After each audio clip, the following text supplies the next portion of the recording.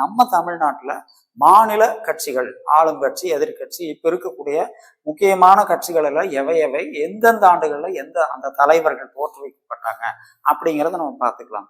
முதல்ல பாத்தீங்கன்னா திராவிட முன்னேற்ற கழகம்ங்க, அது டிஎம்கே அப்படின்னு ஆங்கிலத்துல சொல்றோம். இது பாத்தீங்கன்னா இந்த கட்சி இப்ப ஆட்சி செஞ்சுட்டு இருக்கக்கூடிய கட்சியும் கூட ஆளுங்கட்சி என்று சொல்லக்கூடியது. இந்த கட்சி நம்ம மறைந்த முன்னாள் முதல்வர் CN அண்ணாதுரை அவர்களால் பாத்தீங்கன்னா செப்டம்பர் 17, 1949 தோற்றுவிக்கப்பட்டது திராவிட முன்னேற்ற கழகம் அப்படின்னு. அதுக்கு முன்னாடி பாத்தீங்கன்னா அதனுடைய வரலாறு இருக்கு. அதை நம்ம பின்னாடி விரிவா பார்க்கலாம். அடுத்தது இரண்டாவது கட்சியா இருக்கக்கூடியது அனைத்து இந்திய அண்ணா திராவிட முன்னேற்ற கழகம், AIADMK அப்படின்னா அந்த கட்சி பாத்தீங்கன்னா அக்டோபர் 17, 1972 இது தோற்றுவித்தவர் மறைந்த முன்னாள் முதல்வர் புரட்சி தலைவர் MG ராமச்சந்திரன் அவர்கள். அடுத்தது பாத்தீங்கன்னா பாட்டாளி மக்கள் கட்சி, அது இதனுடைய பாத்தீங்கன்னா திரு ராமதாஸ் அவர்கள் PMK என்று சொல்லக்கூடிய அந்த 1989 தோற்றுவிக்கப்பட்டது.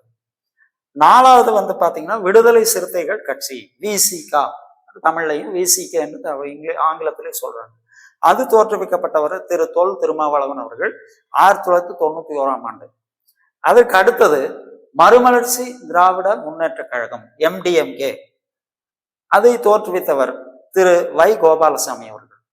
அந்த ஆண்டு 1994.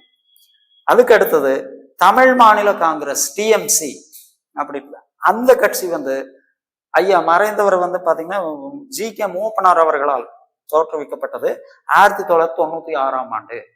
இது என்ன அப்படின்னு பாத்தீங்கன்னா திராவிட முன்னேற்ற கழகத்துக்கு சின்னம் தெரியும், உதயசூரியன் சின்னம். அனைத்து இந்திய அண்ணா திராவிட முன்னேற்ற கழகத்துக்கான சின்னம் இரட்டை இலை சின்னம். பாட்டாளி மக்கள் கட்சிக்கானது மாம்பழ சின்னம். விடுதலை சிறுத்தைகள் கட்சிக்கு பானை சின்னம் கொடுத்திருக்கிறாங்க.